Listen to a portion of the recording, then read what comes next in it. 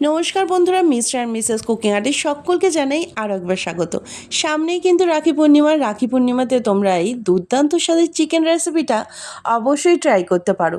খুব সহজেই এটা বাড়িতে বানিয়ে ফেলতে পারবে একদম রেস্টুরেন্টের স্টাইলে। তোমরা এই রকমভাবে চিকেন একদম সহজে রেস্টুরেন্টের মতো চিকেন বাড়িতেই ঝটপট কিভাবে বানিয়ে নেবে তার জন্যে আজকের এই রেসিপিটা তোমরা দেখতে থাকো। আর শুরু করা যাক আজকের রেসিপি। আর রেসিপিটা যদি ভালো লেগে থাকে তাহলে অবশ্যই একটা লাইক করে দিও, কমেন্টের মাধ্যমে জানিও যে কেমন লাগলো। চলো দেখে নেওয়া যাক আজকের রেসিপি। এই রেসিপির জন্য আমাদের এখানে লাগছে চিকেনটাকে ভালো করে ধুয়ে এখানে চিকেন মশলা নিয়ে নিয়েছি রসুন পেস্ট, আর নিয়ে নিয়েছি এখানে পেঁয়াজ বাটা। পেঁয়াজ আর রসুন বাটাটাকে দিয়ে খুব ভালো করে আমরা চিকেনের সাথে মাখিয়ে নেব।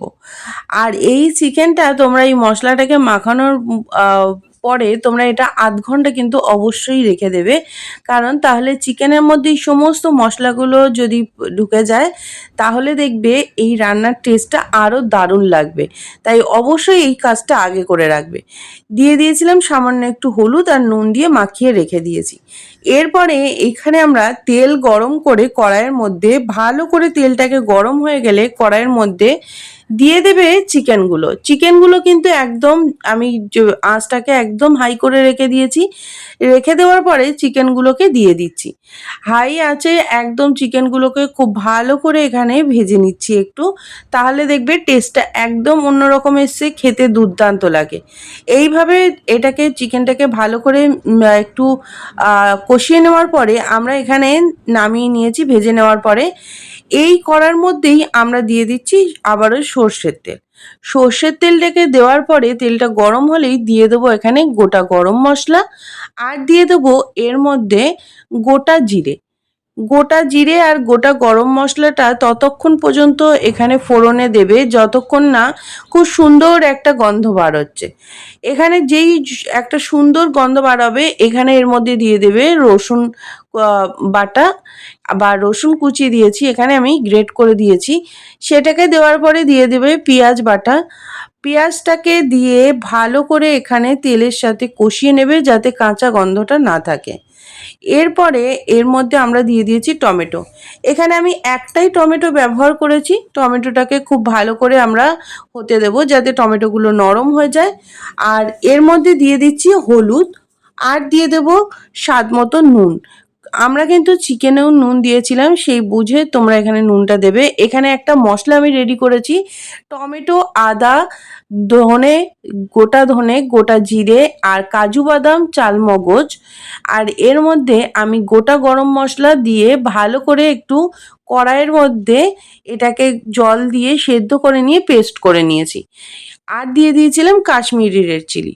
সমস্ত মশলাটাকে কষিয়ে নেওয়ার পরে এর মধ্যে ভালো করে কষিয়ে নেওয়া গেলে দিয়ে দিলাম 4 চামচ মতো টক দইটাকে দেওয়ার সময় গ্যাসের আঁচটাকে অবশ্যই লোতে করে দেবে যাতে দইটা ফেটে না যায়। টক দইটাকে দিয়ে এইভাবে আমরা মিশিয়ে নেব যাতে খুব সুন্দরভাবে এই মশলাটা থেকে তেল ছেড়ে দেয়। ততক্ষণ পর্যন্ত কিন্তু আমরা এই মশলাটাকে কষিয়ে নিচ্ছি। দেখো সাইড থেকে যখনই তেল ছাড়তে আরম্ভ করে দিয়েছে আমরা আবারও মশলাটাকে একটুখানি 1 থেকে 2 মিনিট কষিয়ে নিলাম। নিয়ে দিয়ে দিচ্ছি চিকেনগুলো। যে ভাজা চিকেনগুলো আমরা এখানে ভেজে রেখে দিয়েছিলাম সেই ভাজা চিকেনগুলোকে এর মধ্যে আমরা দিয়ে দিচ্ছি। দেখো দিয়ে দেওয়ার পরে আবার এই মশলার সাথে এই চিকেনগুলোকে খুব ভালো করে কষিয়ে নিতে হবে। সমস্ত মশলার সাথে চিকেনগুলোকে একটু ভালো করে কষিয়ে নেওয়ার পরে আমরা এখানে চিকেনগুলোকে এমনভাবে কষাবে তোমরা যাতে খুব সুন্দর একটা কালার চলে আসে এখানে। আর এর মধ্যে আমি দিয়ে দিয়েছি কাঁচা লঙ্কা, কারণ আমি কিন্তু এর আগে ওই মশলাটার সাথে একটু কাঁচা লঙ্কাও বেটে দিয়েছিলাম। আর এর মধ্যে গোটা কাঁচা লঙ্কাটাও দিয়েছি যাতে টেস্টটা ভালো আসে। দিয়ে দিচ্ছি উষ্ণ গরম জল। এখানে ঠান্ডা জল ব্যবহার করিনি, উষ্ণ গরম জলের ব্যবহার করেছি। উষ্ণ গরম জলটাকে দেওয়ার পরে আবারও খুব ভালো করে আমরা চিকেনের সাথে মশলাগুলোকে রেডি করে ঢাকা দিয়ে দিয়েছি। দেখো কিছুক্ষণ পরে আমরা চিকেনটা একদম সেদ্ধ হয়ে গেছে, ঢাকাটা খুলে দেখে নিচ্ছি। আর এর মধ্যে ওপর থেকে সামান্য একটু চিনি দিয়ে দেবো, কারণ চিনিটাকে এর মধ্যে সামান্য একটু চিনি দেবে, দিয়ে এটাকে আবারও ভালো করে কষিয়ে নিয়ে দিয়ে দিচ্ছি নারকেলের দুধ। নারকেলের দুধ আর এর সঙ্গে একটু কাজু বাদাম বাটা সমস্ত ভালো করে দিয়ে এটাকে মিশিয়ে নিচ্ছি। আর নারকেলের দুধটাকে দিয়ে একদম ধিমে আঁচে, একদম লো আঁচে এটাকে ভালো করে হতে দিচ্ছি 1 থেকে 2 মিনিট, বেশিক্ষণের দরকার নেই। এরপরে তোমরা ওপর থেকে 1 চামচ ঘি ছড়িয়ে এটাকে নামিয়ে নেবে।